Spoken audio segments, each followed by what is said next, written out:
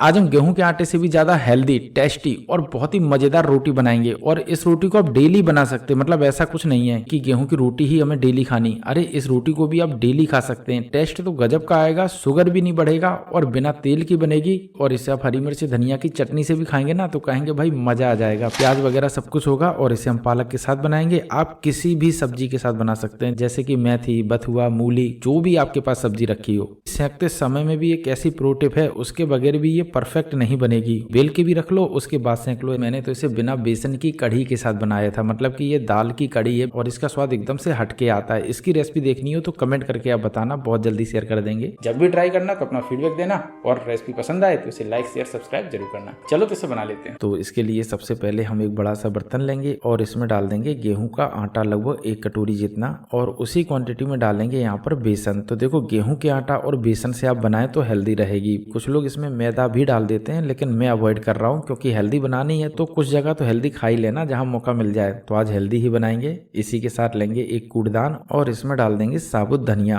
और इसको कर लेंगे क्रश बिल्कुल छोटा छोटा। देखो पीसना नहीं है, क्रश करना है। मतलब कि टुकड़े आने चाहिए, तभी मिस्सी रोटी का स्वाद आता है। तो इसके बगैर तो बननी नहीं, ध्यान रखना है। अब इसको उठा के सीधा डाल देंगे आटा के अंदर। और अब डालेंगे इसमें हम थोड़ी सी अजवाइन, जिसको कि हल्का हाथों से क्रश कर लेंगे। बहुत अच्छी खुशबू आती है, तो जरूर डालना, अवॉइड मत करना जो भी चीजें मैं बता रहा हूँ। इसी के साथ अब इसमें डाल देंगे थोड़ी सी कसूरी मेथी और डाल देंगे इसमें पालक के पत्ते। तो देखो मैंने यहाँ पर लगभग 150 ग्राम जितनी पालक ली होगी, बस उसी के पत्ते हमें डालने हैं। और इस तरीके से छोटा छोटा काटना है, क्योंकि तभी ये टेस्टी बनेगी। तो बिल्कुल छोटी छोटी बातें हैं, लेकिन ध्यान रखोगे ना तो परफेक्ट बनेगी हर बार। अब पालक काट ली है तो थोड़ी सी हरी धनिया भी डाल देते हैं, तो उसे भी काट लेते हैं छोटा छोटा। इसी के साथ इसे थोड़ा सा स्पाइसी भी करेंगे, तो हरी मिर्च भी डाल देंगे छोटी छोटी काट के। तो बिल्कुल बारीक बारीक काट के डालनी है। देखो बड़ा बड़ा कुछ भी नहीं काटना है, वरना रोटी बनाने में दिक्कत होगी। तो मेरी छोटी छोटी सी प्रो टिप आपको ध्यान रखनी पड़ेगी, वरना आप कहेंगे कि बनाने में दिक्कत हो रही। तो इसीलिए हर बात को ध्यान से सुनो। अब इसके टेस्ट को थोड़ा सा बढ़ाने के लिए इसमें लहसुन भी डाल देंगे। आप चाहें तो अवॉइड कर सकते हैं, लेकिन डालोगे टेस्ट बढ़ेगा। फिलहाल ये बड़े साइज का लहसुन है, आप देख ही सकते हैं। तो देखो अगर छोटे छोटे डालो तो 3-4 डाल देना।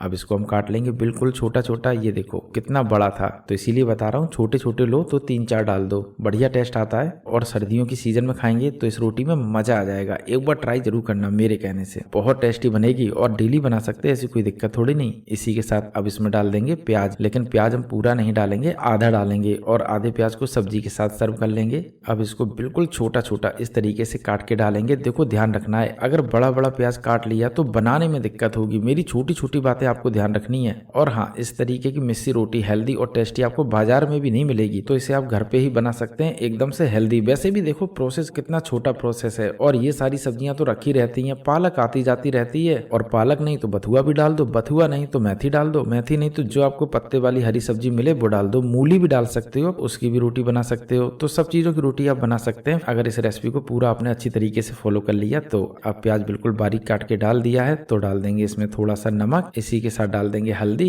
और अब इन सभी को अच्छी तरीके से मिला लेंगे। अच्छा अभी पानी नहीं डालेंगे, क्योंकि सब चीजों में थोड़ा बहुत पानी होता है, तो पानी हम बाद में डालेंगे। फिलहाल इसे अच्छी तरीके से मिला लेंगे। और अब डालेंगे इसमें हल्का हल्का पानी। यहाँ पर एक प्रो टिप मैं बता देता हूँ कि अगर पानी ज्यादा हो गया, मतलब कि आपको लग रहा है कि नहीं अभी तो ये गुथा नहीं, थोड़ा और डालें, तो ये जो डो है ना एकदम से गीला हो जाएगा, क्योंकि इसमें जितनी भी सब्जियां है ना सब पानी छोड़ेंगी। अच्छा आप आटा गुथते हुए देख लो, पूरा मैं प्रोसेस आपको दिखा रहा हूँ। अब ये देखो थोड़ा सा पानी और डाल दिया, और अब नहीं डालेंगे। आपको लग रहा है कि नहीं गुथेगा, अरे मेरी गारंटी ये गुथ जाएगा, क्योंकि इतनी इसमें सब्जियां मिली है ना, तो कोई दिक्कत नहीं होगी। पानी बिल्कुल भी नहीं डालना है, फिर भी ये गीला हो सकता है। और देखो मुझे लग भी रहा है कि हल्का सा गीला हो गया, कोई दिक्कत नहीं। इतने गीले आटे की तो रोटी हम बना ही लेंगे, क्योंकि इसे हम बेलन से नहीं बेलेंगे ना, हाथों से फैलाएंगे। लेकिन हम दोनों तरीके से आपको दिखा देंगे। अब डो अच्छी तरीके से लग चुका है, और देखो कितना सॉफ्ट गुथा है। अब इसको ढक के ऐसे ही छोड़ देंगे 15 मिनट के लिए, ताकि इसकी रोटी बनाने में कोई भी दिक्कत ना हो।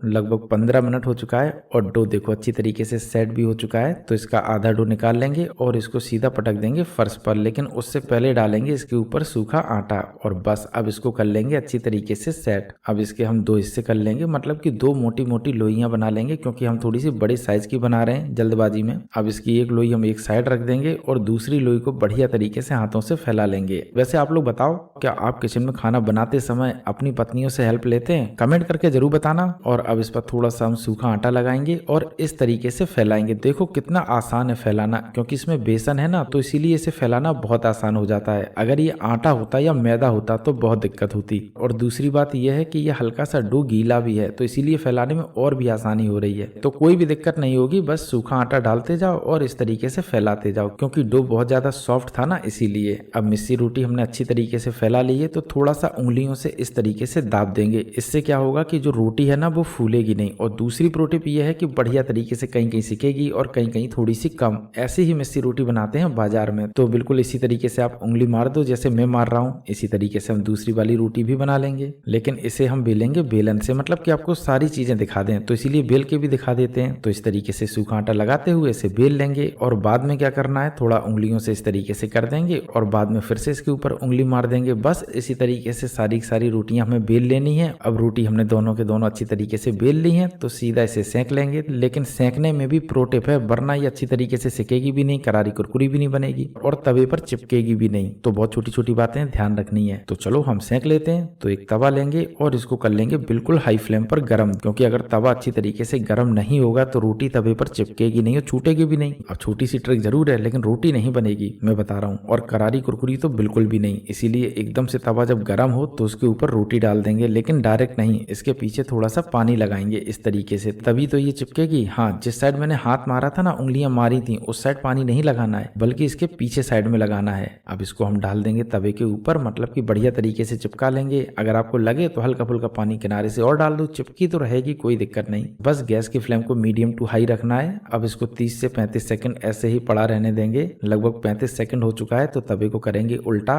और इस तरीके से ऊपर करते हुए सेंक लेंगे। ध्यान रखना है कि डायरेक्ट आग ना लगे, थोड़ी सी ऊंचाई पर है, हल्की सी। तो इसी तरीके से हमें सेंकनी है, थोड़ा सा ऊपर करके तवा, थोड़ा सा नीचे करके, थोड़ा सा किनारे, थोड़ा सा इधर, थोड़ा सा उधर, मतलब कि चारों तरफ हमें रोटी को सेंक लेना है बढ़िया तरीके से। तो जैसे मैं सेंक रहा हूँ इसी तरीके से सेंक लो, बिल्कुल परफेक्ट बनेगी। और ये देखो कितनी परफेक्ट सिक भी रही है। बस इसी तरीके से सेंकना है और देखो फटाफट बन जाती है, ज्यादा टाइम नहीं लगता। और गैस भी आपको लग रही होगी कि बहुत खत्म होगी, बिल्कुल नहीं हुई। क्यों? क्योंकि रोटी बनाते हैं हम दो और ये बना रहे हैं एक, टाइम लग रहा है उतना ही। बस आटा गूंथते समय थोड़ा सा टाइम लग गया और कुछ नहीं। अब रोटी सिक चुकी है तो इसे निकाल लेते हैं। अच्छा, पीछे भी दिखाएंगे बढ़िया सिकी या नहीं। ये देखो एकदम से परफेक्ट सिकी ना, और आगे तो भाई मजा आ गया देख के। तो चलो इसी तरीके से हम दूसरी वाली रोटी भी सेंक लेते हैं। वैसे ही पानी लगाया, उसी तरीके से तवे पे डाल दिया। अब ये रोटी इसलिए दिखा रहे क्योंकि ये हल्की सी फूल रही है, तो क्या करना है, कुछ नहीं, इसको पिचका देना है। तो बस इसकी हवा निकाल दो बीच से इस तरीके से, जैसे मैं निकाल रहा हूँ। तो बस इसी तरीके से तोड़ दो बीच में, कोई दिक्कत नहीं होगी, रोटी परफेक्ट ही बनेगी। अब इसको पलट के हम सेंक लेंगे। तो बस इसी तरीके से हमें सारी सारी रोटियां बना लेनी है। अब ये वाली रोटी भी परफेक्ट सिक चुकी है, तो इसे भी निकाल लेंगे। और ये देखो एकदम से परफेक्ट बनी। तो बस इसी तरीके से रोटियां बनाई जाती है मिस्सी वाली, बहुत टेस्टी बनेगी। अब ट्राई जरूर करना। वैसे आप बताओ क्या कभी आपने इस तरीके से हेल्दी और टेस्टी मिस्सी रोटी घर पे बनाई, वो भी पालक से? बनाई हो तो कमेंट करके जरूर बताना, और नहीं बनाई हो तो ट्राई करना। रेसिपी पसंद आई हो तो लाइक शेयर सब्सक्राइब करना।